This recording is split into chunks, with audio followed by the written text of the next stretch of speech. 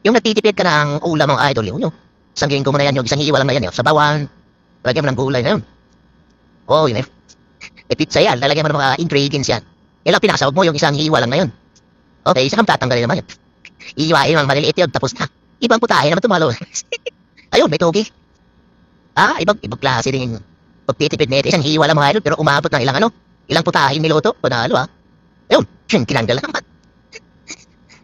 Ibang putahe na naman to, ginisa na naman yun, oh. Kung saan pa, bugbog sarado na eh. Karoon na to. Nakailang luto na yun. Ibang putahe na naman, oh. Panalo nga, oh. Sarapan pa naman, oh. Tanggal na naman.